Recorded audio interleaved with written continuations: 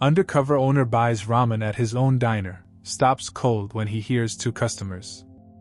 Steam clouded Miles Bennett's glasses as he hunched over his ramen at the counter of Bennett's diner. He wiped them with a napkin, careful to keep his baseball cap pulled low over his face. Not that it mattered, no one would recognize him anyway. 7 years had passed since he'd worked in this diner, his grandmother's legacy and the birthplace of what was now Bennett Restaurant Group, 23 locations strong across 4 states. The lunch rush swirled around him, conversations melding with the rhythmic symphony of knives against cutting boards, sizzling pans, and the call and response between servers and cooks. Miles had grown up in this kitchen, but these days he spoke the language of restaurants from boardrooms and investor meetings, not from behind a steam-filled counter. Something was wrong with his flagship location. The quarterly reports showed a steady decline in revenue, nothing catastrophic, but troubling. 3 new ramen shops had opened nearby, but Miles suspected the problem ran deeper than mere competition. Had his diner lost its soul while he was busy building an empire? "More water, sir?" A young server hovered beside him, pitcher in hand. "Thanks," Miles mumbled, avoiding eye contact. The server refilled his glass and moved on without a flicker of recognition. Miles took a deep breath, inhaling the aroma of his grandmother's secret recipe, the cornerstone of their success. The bone broth, simmered for 20 hours with ginger, star anise, and 7 other closely guarded spices. He took a tentative sip, relief washing over him. At least they hadn't changed the recipe. The diner was at full capacity, every booth occupied, the counter lined with solo diners. Most staff were unfamiliar faces, but he recognized Lucy, a waitress who'd been there since his grandmother's time, expertly handling 3 tables while mentoring a nervous newcomer. Silver threaded through her once dark hair, but her movements remained precise, her smile genuine. Near the register stood Kevin Delgado, the manager hired 3 years ago to professionalize operations. Miles had never met him in person, having delegated that responsibility to his regional director. Kevin had an MBA and chain restaurant experience, qualifications that impressed his board but might have horrified his grandmother. The man processed payments with mechanical efficiency, his smile appearing on cue but never reaching his eyes. "I can't believe I'm back here again," a low voice said from the booth behind Miles. He wouldn't have noticed except for the bitter edge that cut through the restaurant's ambient noise. "Then why keep coming back?" another male voice responded. "The ramen reminds me of how things used to be. Before, you know." Miles slowed his eating, ears perking up while pretending to focus on his phone. "Have you thought more about what we discussed?" the second voice asked, lowering to barely above a whisper. "I don't have a choice anymore, Ty. It's been 5 years of living with this shadow hanging over me. 5 years of being looked at like a thief." Miles stiffened at the word. "Thief?" his chopsticks pausing midair. "You're sure about the drawer?" Ty asked. "I worked here for 3 years," the first man replied, his voice hardening. "I know exactly where Kevin keeps those records. He thinks I'm gone and forgotten. But when I get what's in that office drawer, this whole mess will finally come to light." A chill ran down Miles' spine. Was he overhearing plans for a break-in? Revenge against the manager? As casually as possible, Miles shifted to glimpse the speakers. 2 men in their mid-20s occupied the booth behind him. One had close-cropped dark hair and intense eyes that darted periodically toward the hallway leading to the back office. His companion was taller with glasses and a law school sweatshirt. "Jace," the taller one, Ty said with cautious emphasis.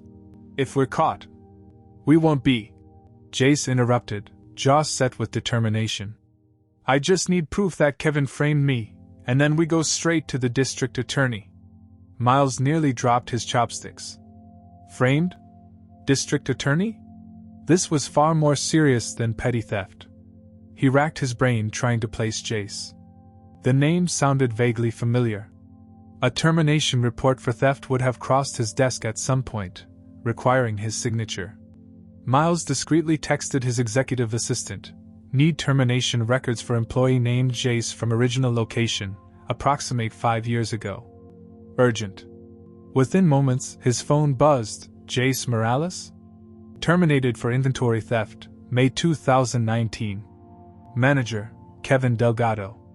Want the full file? Yes. And don't tell anyone I'm looking into this, Miles replied. He glanced back at Jace's booth. The two men were now speaking in even lower voices, their heads close together, as they examined something on Ty's phone. Thursday at 3:30. Jace whispered, just loud enough for Miles to catch. Kevin has his weekly golf game with the suppliers. The office will be empty for at least 2 hours. Miles felt his pulse quicken. They were planning something for tomorrow. He needed to understand what was happening before then. Paying his bill with cash to avoid identification, Miles left a generous tip and slipped out, careful to keep his head down as he passed Jace's booth. Once outside, he paused near the window, watching as Lucy approached their table with coffee refills. The way she smiled at Jace suggested familiarity, perhaps even affection. Miles hadn't built a successful restaurant empire without learning to trust his instincts. Something was deeply wrong at Bennett's Diner, and it involved more than declining revenue. An employee claiming to be framed, secret records, plans for what sounded like breaking and entering. This was beyond what he'd expected to find. As he walked to his car, Miles decided to stay in town rather than flying back to headquarters as planned. He would return to Bennett's Diner tomorrow, not as a customer, but as himself. It was time to uncover what was happening at his grandmother's legacy before things spiraled out of control. What he couldn't know yet was how completely his understanding of his own business was about to be upended, or how the truth would challenge everything he thought he knew about loyalty, justice, and the true cost of success. Miles arrived at his hotel room and spread the files his assistant had sent across the bed. Jace Morales' personnel record painted the picture of a model employee, punctual, hardworking, with consistently positive reviews, until suddenly he wasn't. The termination report, signed by Kevin Delgado, claimed Jace had been caught stealing bulk ingredients from the storage room. Miles' own signature was at the bottom, authorizing the termination. He had no memory of signing it. That wasn't unusual. He signed dozens of documents daily, but something felt off. The signature looked rushed, even by his standards. Miles made a note to have it verified. His phone rang. I found something interesting, his assistant said. Kevin Delgado purchased a lake house 3 weeks after Jace's termination. $450,000, mostly cash. Miles frowned. On a restaurant manager's salary? He claimed it was an inheritance from his uncle. Look into that, uncle, Miles said. And get me everything on Kevin's background. The next morning, Miles entered Bennett's Diner through the back door, nodding to the startled kitchen staff as he passed. He headed straight for Lucy, who was setting up for the breakfast shift. Mr. Bennett, she exclaimed, nearly dropping her coffee pot. Nobody said you were coming? That was the idea, Miles replied with a small smile. And please, it's Miles. We've known each other too long for formalities. Lucy glanced around before lowering her voice. Something wrong? We never see the big boss unless there's trouble. Just checking in, Miles said casually. Tell me about Jace Morales. Lucy's expression shifted immediately. Jace? That poor kid got a raw deal. How so? He wasn't stealing, Lucy said firmly. I'd bet my life on it. Jace was honest to a fault, once found a 50 in the bathroom and turned it in. But Kevin had it out for him from day one. Why? Jace noticed things, Lucy said, wiping down the counter with more force than necessary. Supplies that went missing. Invoices that didn't match deliveries. Started asking questions Kevin didn't want answered. Miles was about to press further when the front door chimed.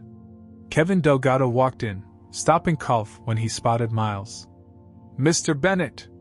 Kevin recovered quickly, plastering on a smile. What a surprise! If I'd known you were visiting. That would defeat the purpose. Miles cut him off. My office. 10 minutes. In the cramped manager's office, Miles sat behind the desk, his desk, technically, and watched as Kevin fidgeted in the visitor's chair. Sales are down 12% year over year, Miles began. The new competition is only part of the story, Miles finished. Customer feedback suggests service quality has declined.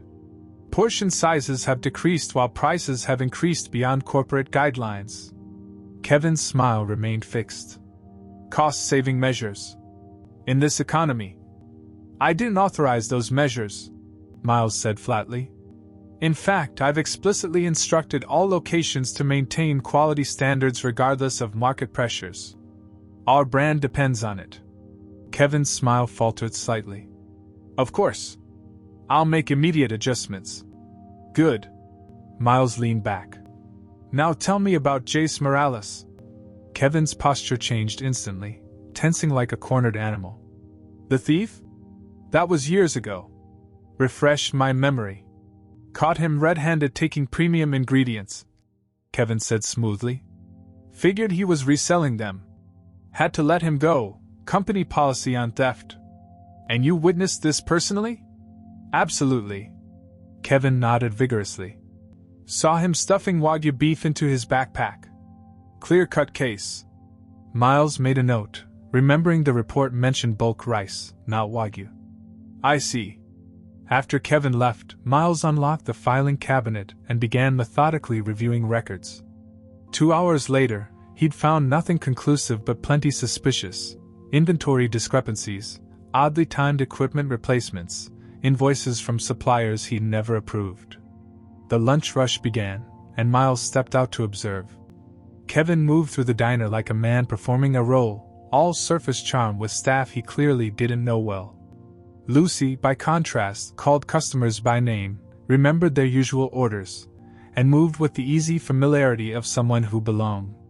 At precisely 1:15, Jace and Ty entered, taking the same booth as yesterday.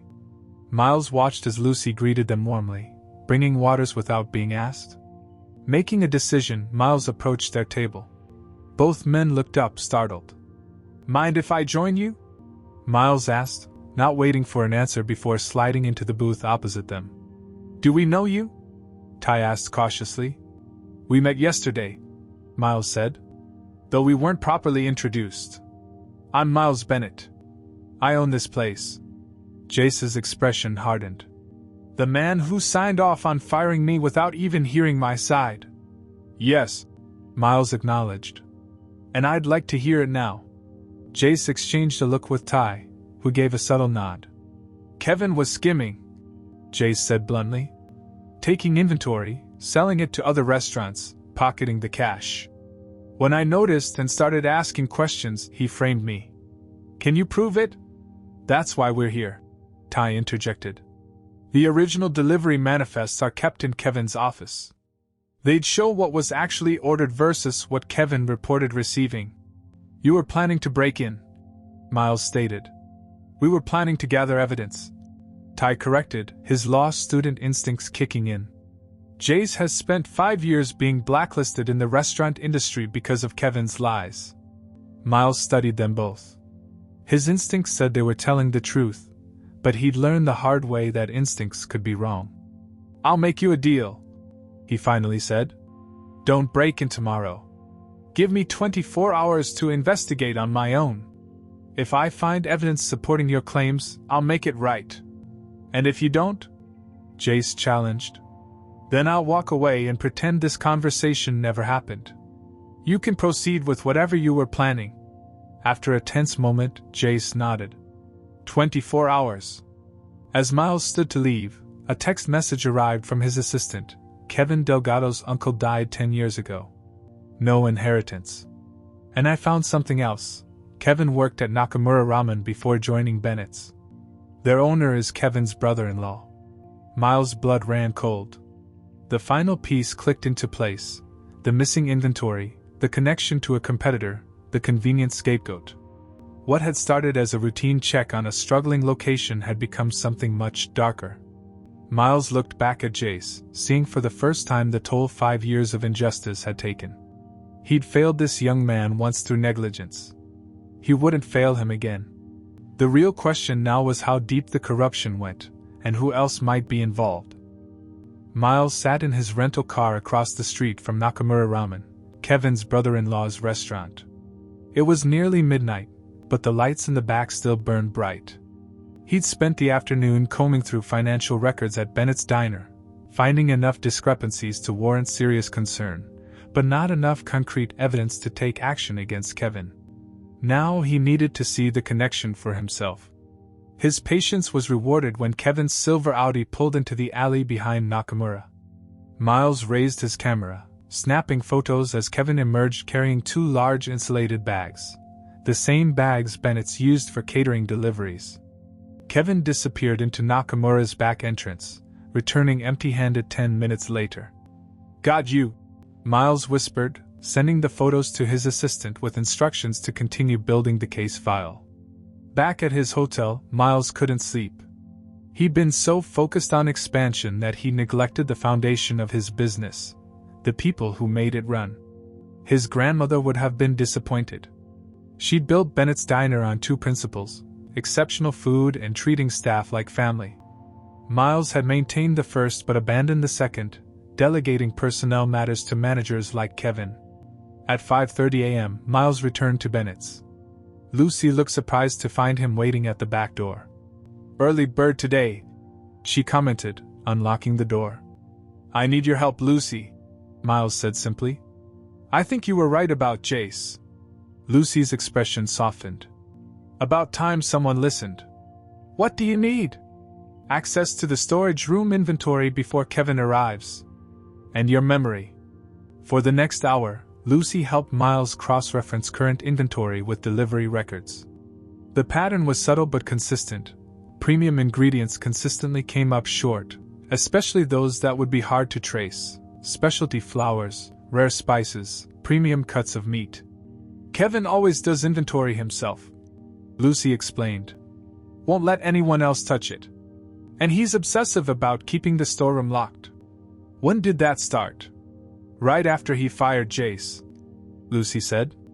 "Before that, we all had access." Miles was photographing some invoices when his phone vibrated. A text from his assistant. "Found something big. Kevin's been running ghost employees on payroll. 3 names, but no social security numbers match. Checks deposited to an account in Kevin's mother's name." The pieces were falling into place, but Miles still needed irrefutable evidence. He couldn't risk challenging Kevin directly without it. The man was too smooth, too prepared with excuses. "Lucy, does Kevin still take Thursday afternoons off for golf?" "Like clockwork. Leaves at 2:30, comes back around closing to count the register." "Perfect," Miles said. "I need you to keep this between us, but I'm going to need one more favor." By 2:45 p.m., Kevin's office was empty as expected. Miles used his owner's key to enter, Lucy standing watch in the hallway. He went straight for the filing cabinet Kevin always kept locked. Inside, Miles found what he was looking for: a second set of books.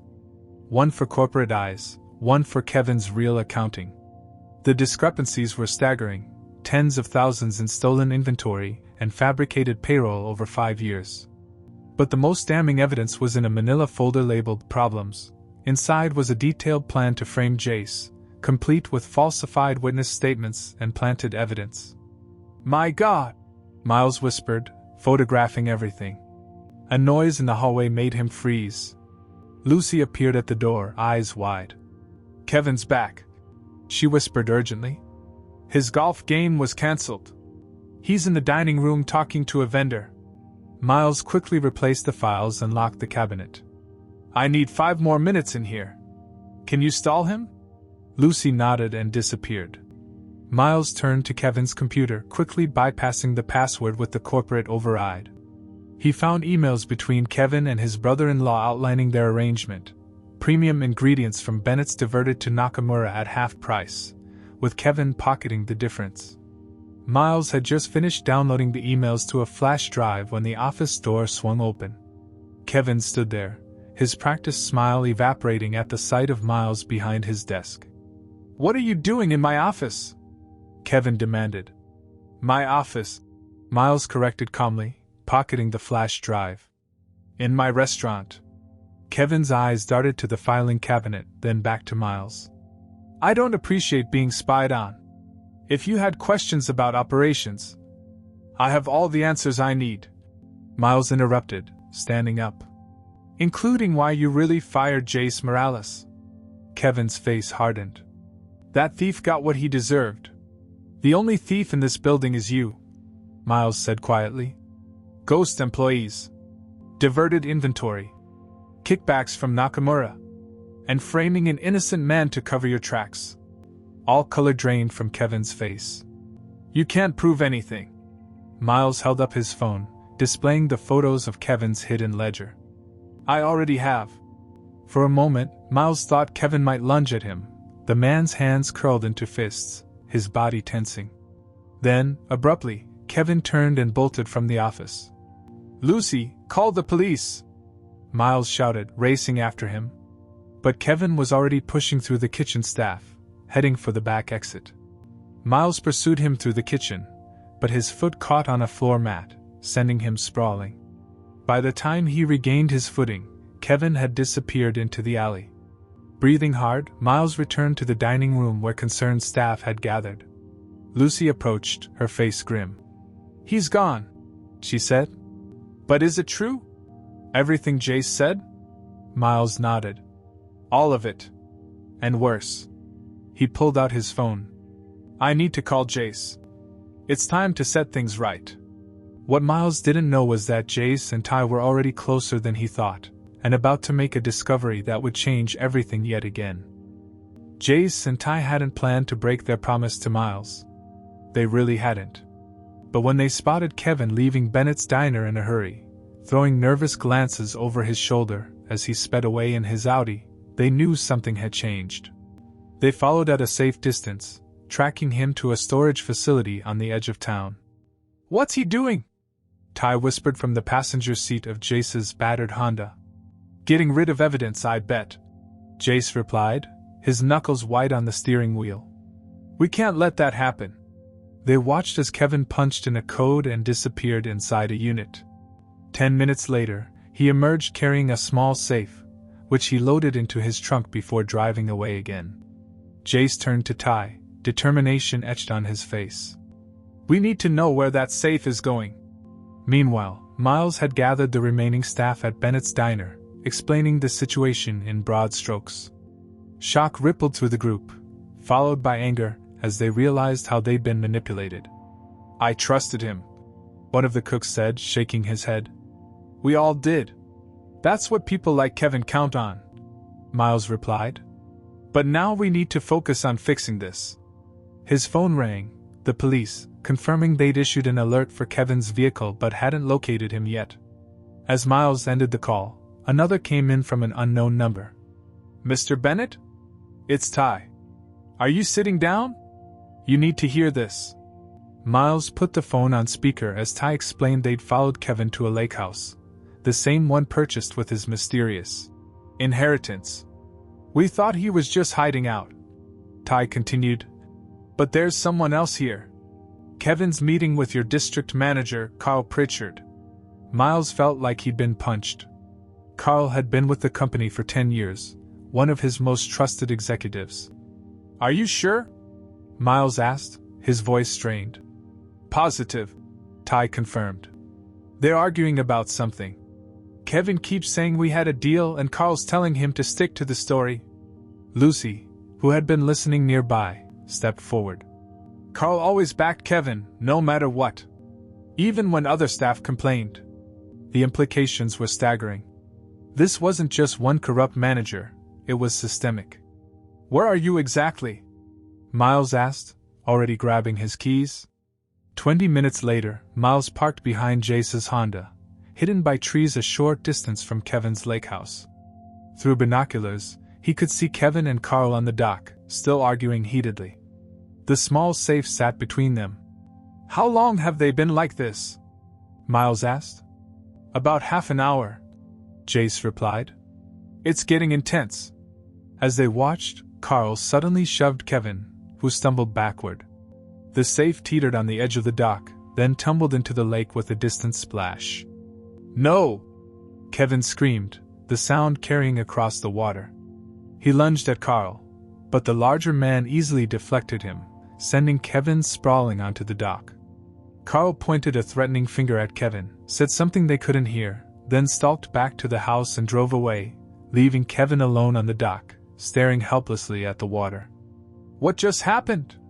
Ty asked, bewildered. "I think we just witnessed the end of their partnership," Miles said grimly. They watched as Kevin paced frantically before finally diving into the lake. After several attempts, he surfaced with the safe, struggling to haul it back onto the dock. "We need to get closer," Miles decided. "That safe must contain something important." As they crept through the woods toward the property, Jace suddenly froze, holding up a hand to stop the others. "I know this place," he whispered. 5 years ago, Kevin invited the staff here for a barbecue, right after I started asking questions about the inventory. He made a big show of including everyone, creating witnesses to establish his character," Ty murmured. "Standard manipulation." Jace's eyes widened. "That's when he started planting the idea that supplies were going missing. He kept asking if anyone had noticed anything strange in the storage room." When they reached the edge of the woods, Kevin was still on the dock, frantically working to open the water-damaged safe. Finally, the door swung open, revealing soggy documents and a small recording device. Kevin pressed play, and though they couldn't hear clearly from their position, his reaction told them everything, rage followed by defeat as he slumped down on the dock. "No," Miles said, and they emerged from the trees just as Kevin noticed them. "You," Kevin spat, seeing Jace. "This is all your fault. If you just kept your mouth shut." "Enough, Kevin," Miles interrupted. "It's over." Kevin looked from Miles to Jace to Ty, calculating his options. Finding none, he seemed to deflate. "You don't understand," he said quietly. "It wasn't just me. We know about Carl," Miles said. "Who else?" Kevin laughed bitterly. "Carl's just middle management. This goes higher." He held up the wet recording device. "Why do you think he wanted this so badly?" "It's my insurance policy. Recordings of every conversation, every order that came down." Miles stared at him, a cold feeling spreading through his chest. "Orders from who?" Kevin met his eyes. "Your CFO, Daniel Reeves. He's been systematically draining cash from your underperforming locations for years. I was just following his playbook." The world seemed to tilt beneath Miles' feet. Daniel was his oldest friend, his right-hand man since the beginning. "That's a convenient excuse," Ty said skeptically. "Listen for yourself," Kevin replied, offering the device to Miles with shaking hands. "I kept records of everything, just in case I ended up being the fall guy. Which, apparently, I am." Miles took the recorder, his mind racing. If Kevin was telling the truth, the corruption wasn't just in his diner, it infected his entire company. And suddenly Miles realized he wasn't just fighting to clear Jace's name anymore. He was fighting to save his grandmother's legacy. Back at the diner, Miles sat in the office with Jace and Ty, the wet recording device connected to a speaker between them. Kevin sat in the corner, subdued now, his earlier defiance replaced with a wary resignation. They'd been listening to the recordings for over an hour, a damning collection of conversations spanning 5 years. Daniel Reeves' voice played through the speaker. "Just write off the missing inventory as waste. Corporate thinks these old-style diners are inefficient anyway. They don't look too closely at the numbers as long as the high-end locations are performing." Kevin's voice responded. "And the employee? He's noticed discrepancies. Create a problem employee," Daniel instructed coldly. "We need example terminations occasionally to keep others in line. Frame him for theft, document it properly, and make sure Miles signs off. He never reads those reports closely anyway." Miles stopped the recording, his face ashen. "He knew I'd delegate personnel issues. He counted on it. It's not just Bennett's," Ty observed, reviewing the files they'd collected. "According to these spreadsheets, they'd been skimming from 6 locations, all original-style diners like this one. The ones that meant the most to my grandmother," Miles said quietly. "The ones I promised her I'd protect." Jace, who had been silently processing everything, finally spoke. "So what happens now? To Kevin? To me?" Miles considered this. The evidence against Kevin was clear, but so was the manipulation from above. And Jace had suffered 5 years of injustice that Miles, however unwittingly, had participated in. "Kevin will face consequences," Miles said firmly. "But he'll receive consideration for providing evidence against Daniel and Carl." He turned to Jace. "As for you, I owe you more than an apology. I owe you justice." Miles' phone rang, his executive assistant. "Daniel just called an emergency board meeting for tomorrow morning," she reported. "He's citing urgent concerns about leadership stability and suggesting temporary management changes. He's making his move," Miles realized. "He must know Kevin's been exposed and he's trying to seize control before I can act." He checked his watch, 8:30 p.m. "We need to move fast." Miles turned to the others. "I have a plan, but I'll need your help. All of you." By 7 a.m. the next morning, Bennett's diner was humming with unusual activity.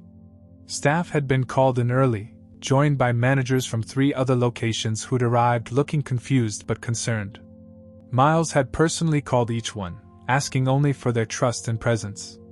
At 7:30, Daniel Reeves strode through the front door, his tailored suit incongruous among the diner's homey decor.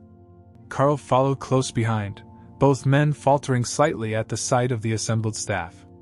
"Miles," Daniel recovered smoothly. "This is unexpected. Our meeting isn't until 10. I thought we should talk here instead," Miles replied calmly. "Where it all began." Daniel's eyes narrowed as he scanned the room, noting the tense atmosphere. "Whatever operational issues you're having with this location, they hardly warrant." "This isn't about operational issues," Miles interrupted. "It's about systematic theft, fraud, and the framing of an innocent employee." He gestured to Jace, who stood near the counter. "You remember Jace Morales?" Daniel's professional mask slipped for just a moment, enough for Miles to see the calculation behind his eyes. "Vaguely. A termination case from years ago. He was fired for theft," Miles said, his voice carrying through the now silent diner. "Theft he didn't commit. Theft that was used to cover up your embezzlement scheme." Carl stepped forward. "These are serious allegations without evidence." "We have the evidence," Ty interjected, setting up a laptop that projected onto the wall.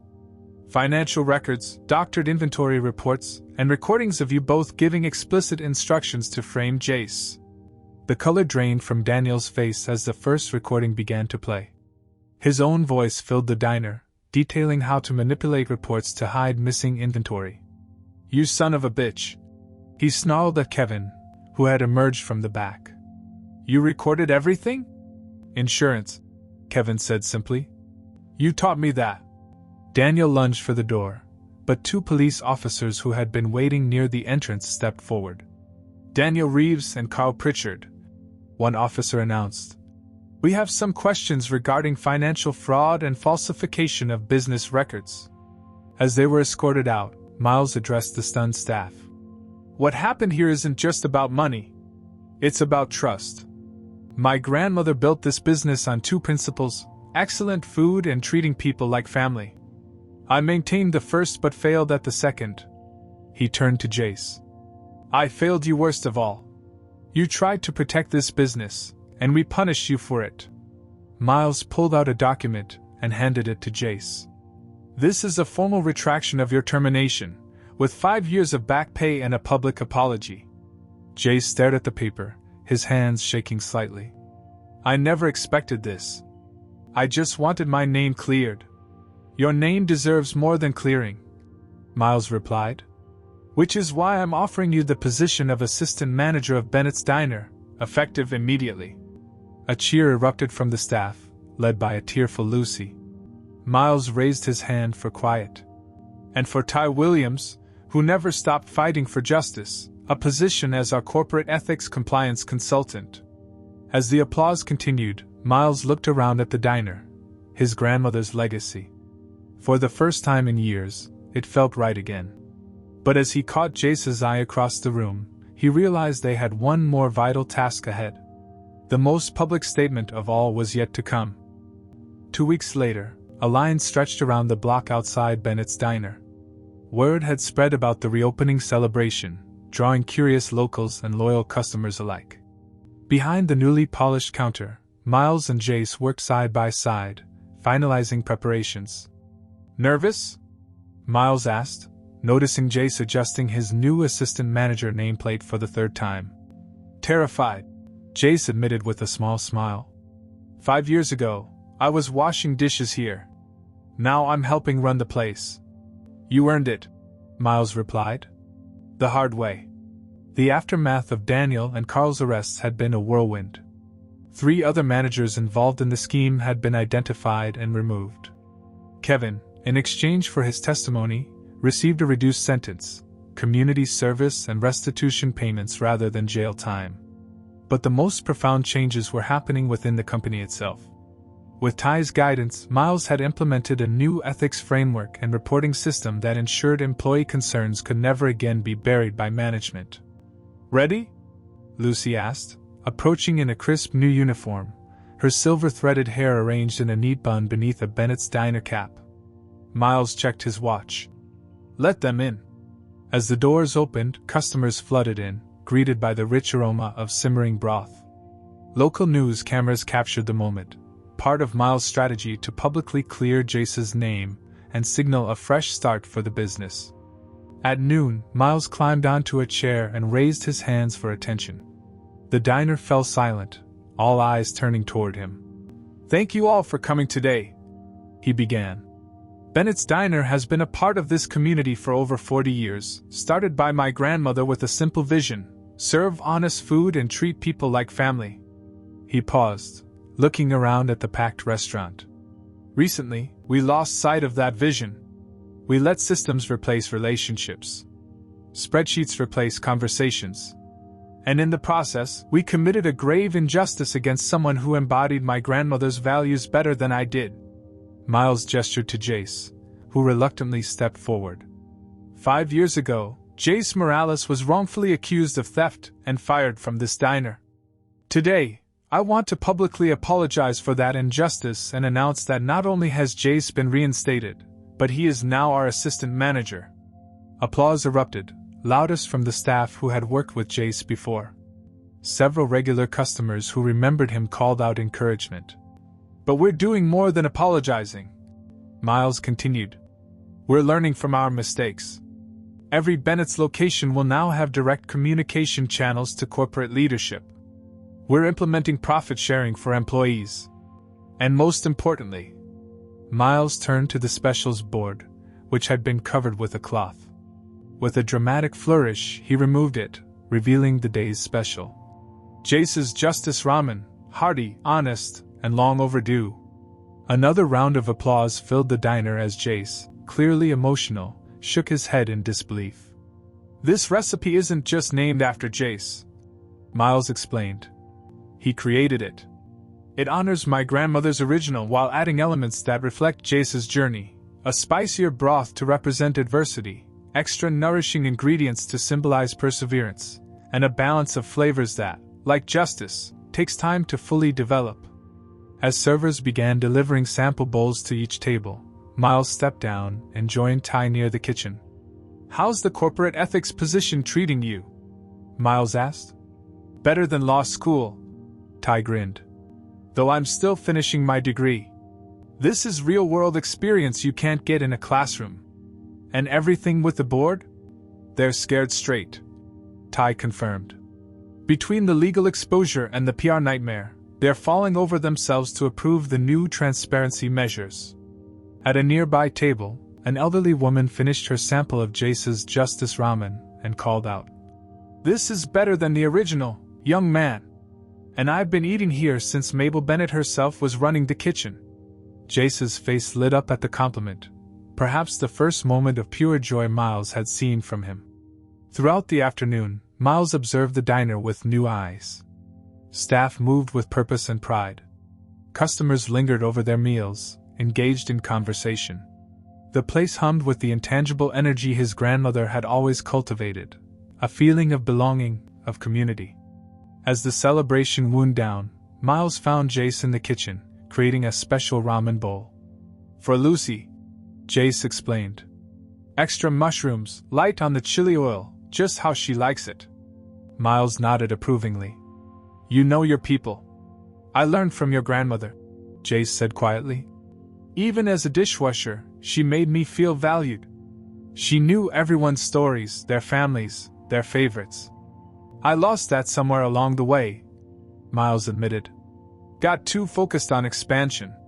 "Well," Jace said, carefully arranging green onions atop the broth, "sometimes you need to go back to where you started to remember why you began." Outside the kitchen window, the sun was setting, casting a warm glow across the diner. From his vantage point, Miles could see customers sharing meals, staff moving with confidence, and the specials board proudly displaying Jace's name. 2 weeks ago, he'd entered this diner undercover, worried about profit margins and market position. Now he understood what his grandmother had always known, that success wasn't measured in balance sheets or expansion plans, but in justice, integrity, and the simple act of serving honest food to people you cared about. And as he watched Jace deliver Lucy's special ramen with quiet pride, Miles knew that his grandmother's legacy was in good hands once more.